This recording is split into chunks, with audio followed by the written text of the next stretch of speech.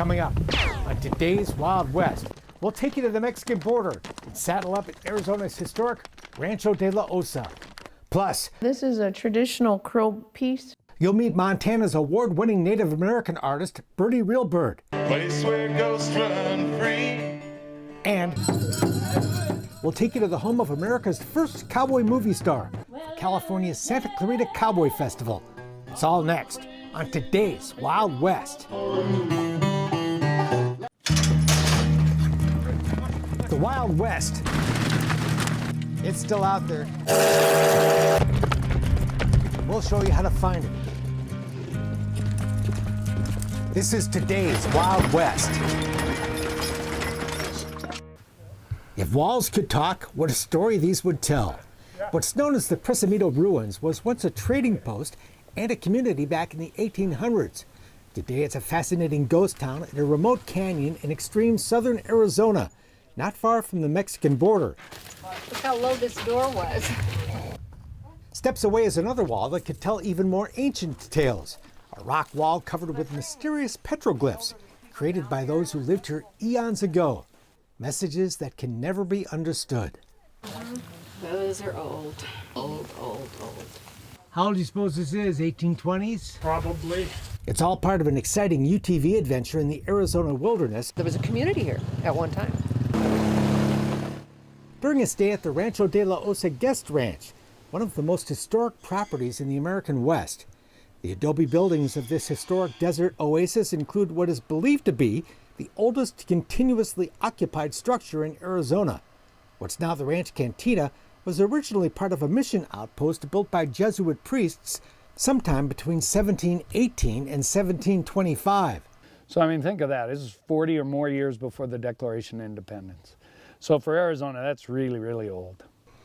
Other buildings on the Rancho were constructed in the 1800s of adobe walls 3 feet thick to ward off the arrows of Apache raiders.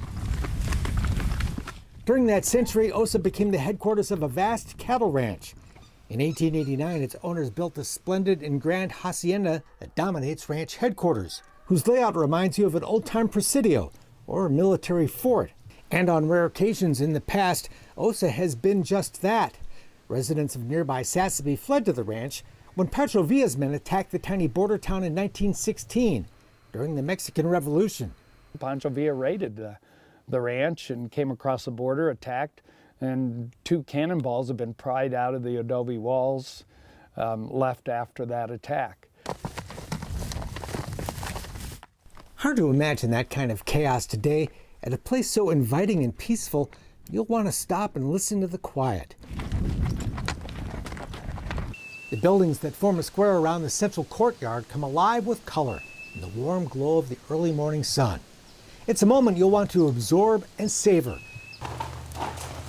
before heading out for a morning horseback ride in the desert. Rancho de la Osa became a dude ranch in the 1920s and a favorite escape of some very famous people, including actors John Wayne and Tom Mix, writers Zane Grey and Margaret Mitchell, and political stars like First Lady Eleanor Roosevelt, future President Lyndon Johnson, and Vice President Hubert Humphrey.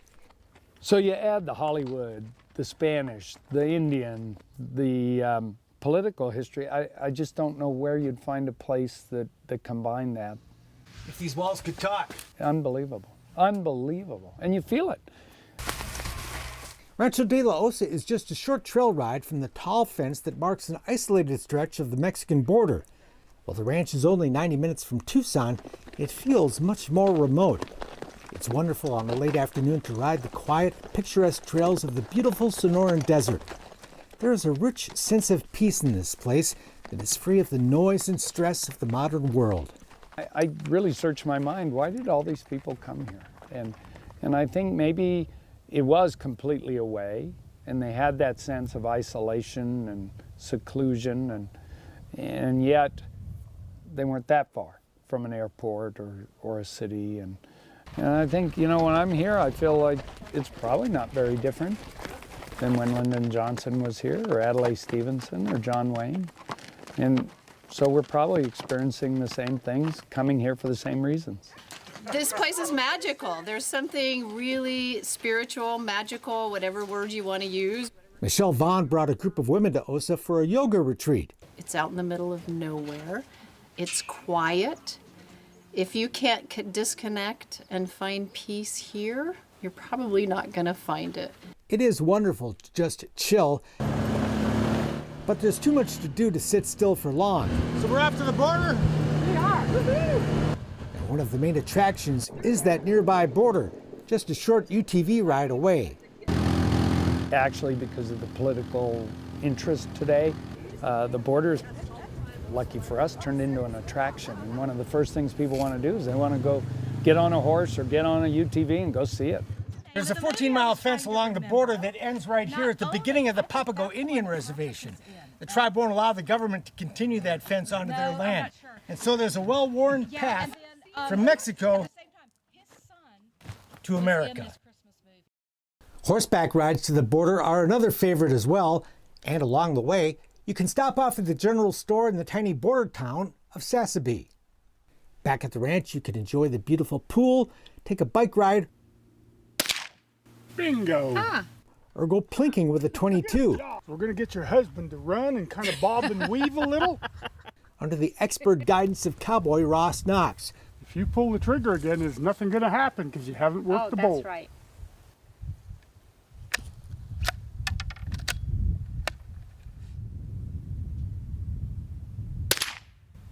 Hey! That's Yes, the one I was ma'am. aiming for. Fun stuff. Ross Knox left home at 16 and has been a working cowboy ever since at ranches across the West. My whole deal, of course, is collection. He spent years leading mule trains up and down the Grand Canyon, and today helps his wife Linny run the ranch horse program. Well, she's the real deal. And you know, we have a very authentic ranch, and we want it to have authentic people. Ross has been up and down the Grand Canyon more miles than any human in history. And Lynn's been doing this her whole life, and they compete at world champion levels. Ross is a multi-world champion packer, and Lynn competes at very high levels in super horse and these other things, and Ross the same. So they just exude authenticity, and you just meet them, you know you're talking to the real deal. I would like to help the guests that come here become better horsemen. Ross is happy to share his own expert horsemanship. What I'm looking for right now is the corner of that eye, just an eyelash. When I can see that, I've got that eyelash right there. Now I'm gonna start her around with my outside leg. And now see, I'm not doing anything with my hands. Nothing. I've got both hands on the saddle horn. Giving us a demonstration on an aptly named quarter horse, right quick like. And I'm gonna bring my hand back to center. See, I'm not doing anything. And when I stop, I just open my legs up. Bam.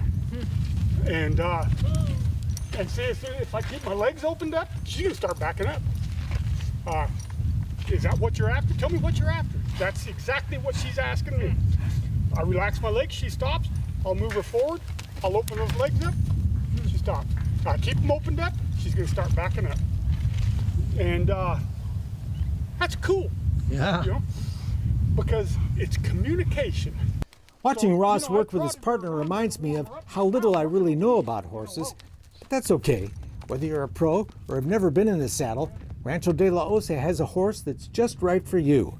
And one of the ways you do that is you have different types of rides, different lengths of rides, different speeds of rides, and we do that here. Good job. You know, so we'll go out for a nice scenic walk, or we'll go out and do some cantering or loping, whichever word you use. Come on, Marilyn. There. Yeah. We do some cattle work, so we can accommodate the beginner, the intermediate, and the advanced. Get them out, see some beautiful country, do some fun stuff. When the day's ride is done, we gather for dinner in a grand dining room warmed by a fireplace and adorned with wonderful posters of a bygone era. And topping off the end of a great day is retiring to your splendid room, rich in color and history, as is the rest of this property. but lots of places to kick back with a good book or a glass of wine, just like so many others have done before. Yes, if these walls could talk, they'd have some stories to tell. But then so will you. When you go home and tell your friends all about Rancho de la Osa and make plans to return.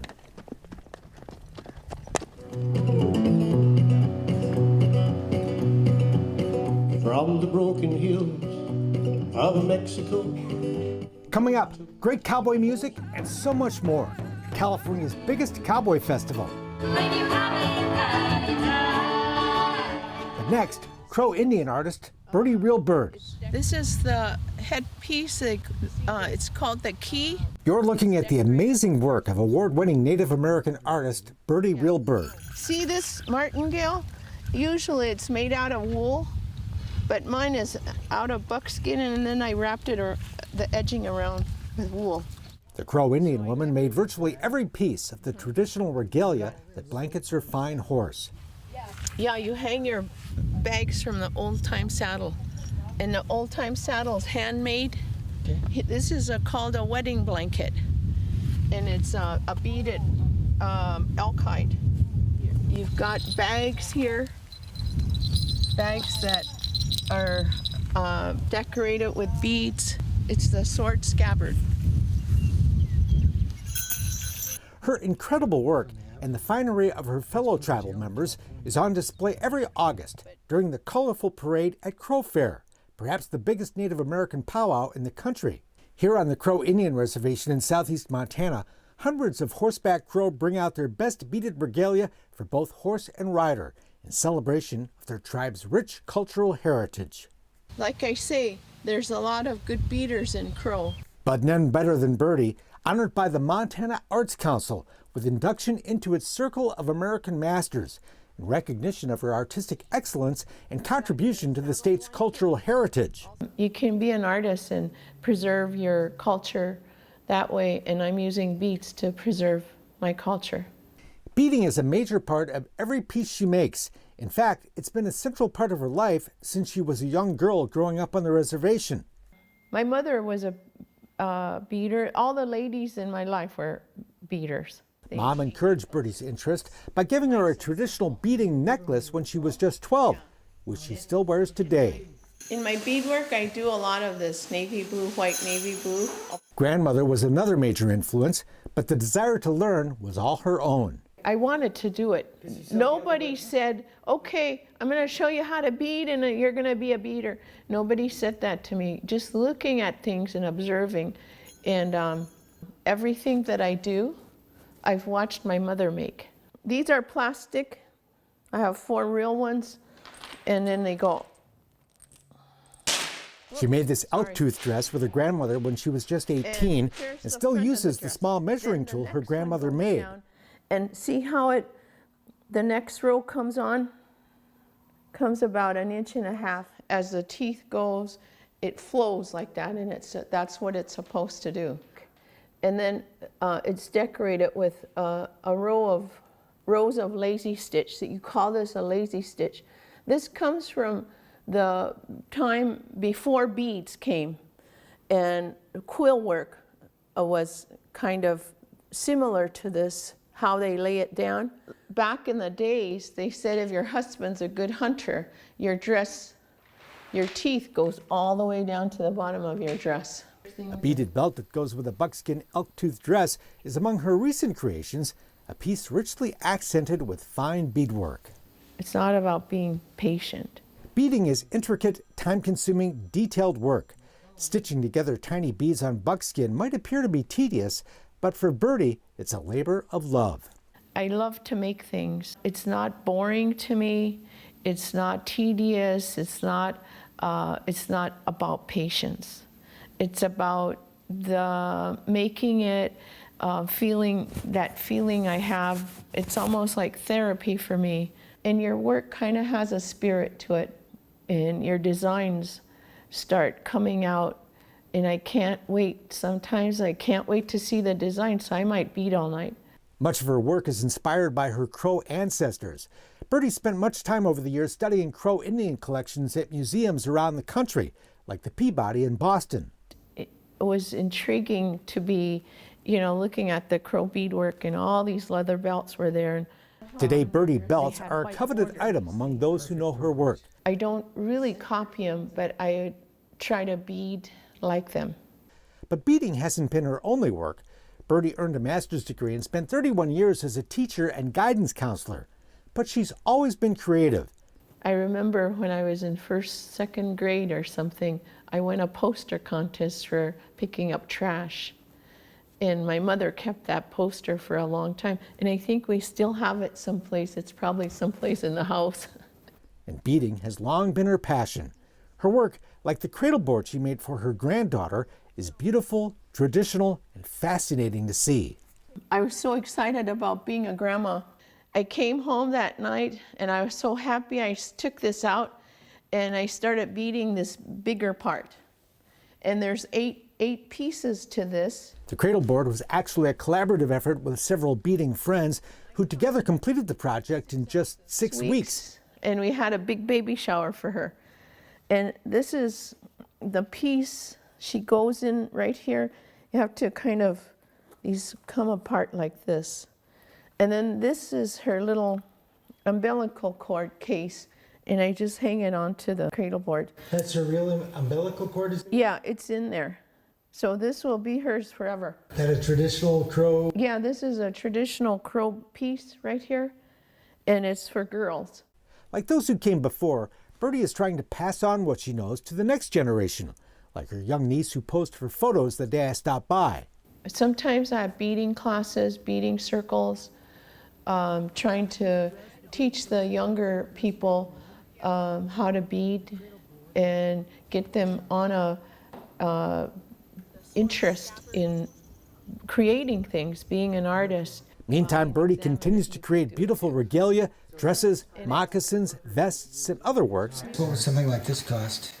Probably $5,000. That are both wearable art and celebrate and carry on her tribe's rich cultural heritage.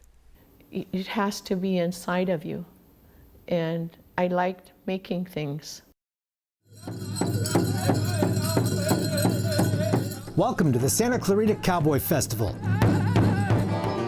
All my friends sitting around picking on the front porch. A celebration of all things Western, both cowboy and Indian, like the wild horse dancers. The Native American performers are one of the many attractions Hurrah, boys, hurrah! to the weekend that turns Southern California's Hart Park into a musical enclave of the Old West.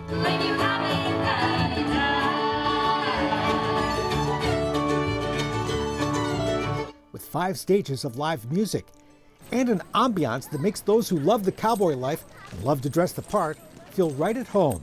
We can dress up and, just be ourselves. What do you like about it? The costumes. Hart Park is the most appropriate venue for a cowboy festival. The park's 265 acres were once the ranch estate of William S. Hart, one of Hollywood's first silver screen cowboys and a major movie star of the silent era. His hilltop mansion living room, adorned with original Charlie Russell paintings, was the setting for one of the festival's concerts, an intimate evening of music with John Chandler and Ernie Martinez. Last night I walked the shore, the breeze from off the water. Renewed a bond as close as a mother and a daughter.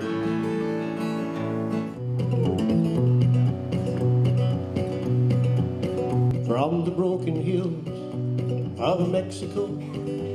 Cowboy hats adorn most every musician on stage at the festival, where the music is all about life in the American West. I am the bandit walking. Tuning a guitar is kind of like airplane maintenance. It's worth the wait. Kristen Harris is an up-and-coming star of the Western music world. Well, every day, along about evening. Homeschooled in Texas, the 20-something grew up watching the old movies of Roy Rogers and Gene Autry and listening to the jazz-influenced cowboy music of the 1940s known as Western swing. Blue skies the musical style of Western swing is what I really like. And then Western music, cowboy music, I kind of mix that with Western swing. It's upbeat, yeah, that's what I was saying. It's really kind of joyful. It's a happy style of music. I mean, I don't really think you can be sad when you're listening to Western swing.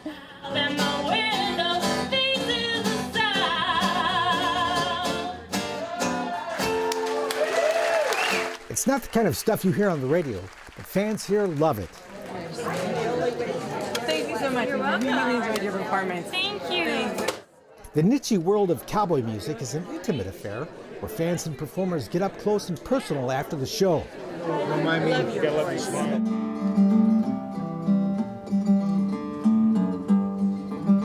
I'm lonesome, but I'm happy. Rich, but I'm broke, and the good Lord knows the reason I'm just a cowboy. Santa Clarita is known as one of the top cowboy music festivals in the country. For more than 25 years has featured the top stars in the genre, including the now retired Don Edwards, Yippee-oh, 'cause there just ain't nothing better than riding for the roundup in the springtime. and the beloved Sons of the San Joaquin, seen here in their very last performance. They feel that flag to the brand and iron that's waiting to mark for the roundup in the spring.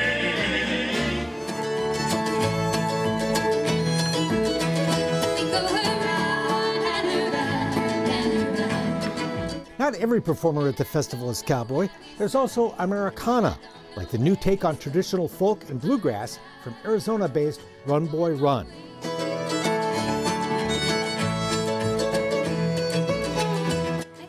A lot of it is preserving a tradition and trying to put a new spin on that tradition. You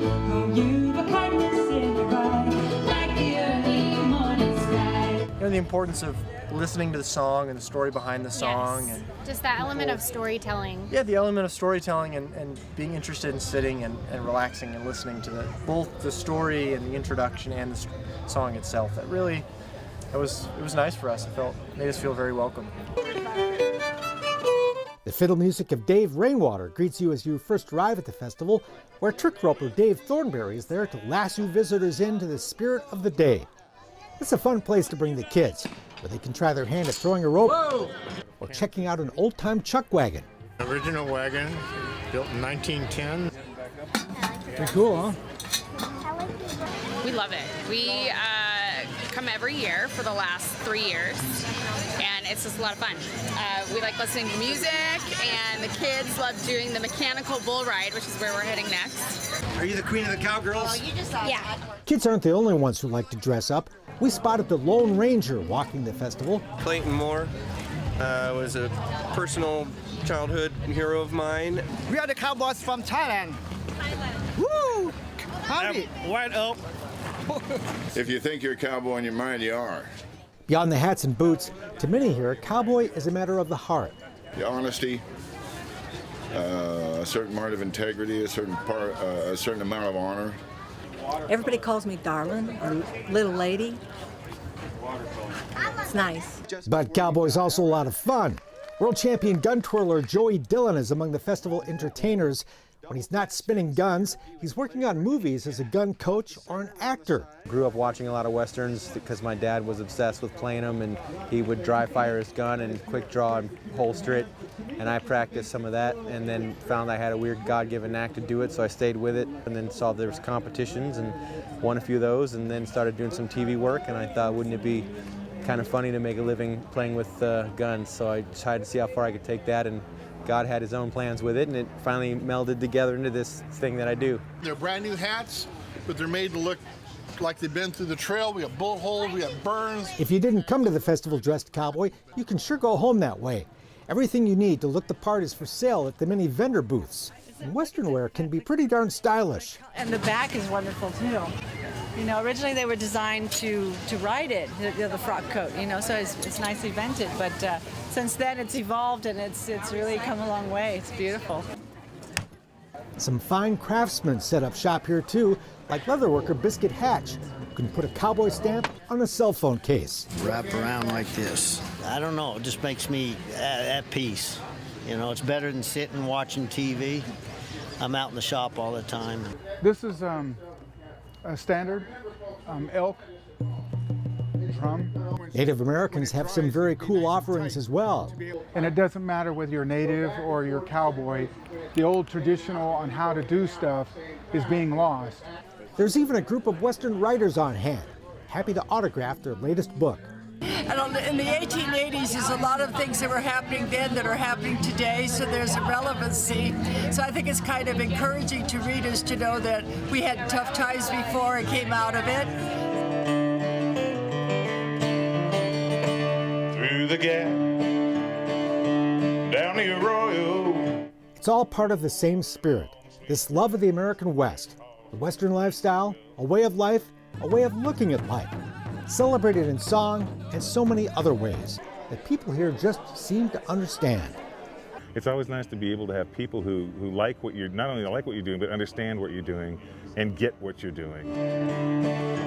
Place where ghosts run free, the Wild Bunch, the Shoshone, the feeling that you should have been here 100 years ago. That's it for now. We're back next time with more cool stuff from today's Wild West. I'm Mark Bedore. We'll see you down the trail. Fresh horse, place to go. For more information on the people and places featured in today's Wild West, or to order show DVDs and books, visit todayswildwest.com. Funding for Today's Wild West provided by the Montana Film Commission, the Leggett Foundation, the Dude Ranchers Association, the Dude Ranch Foundation, and the Chuck Wagon Trail Riders Foundation.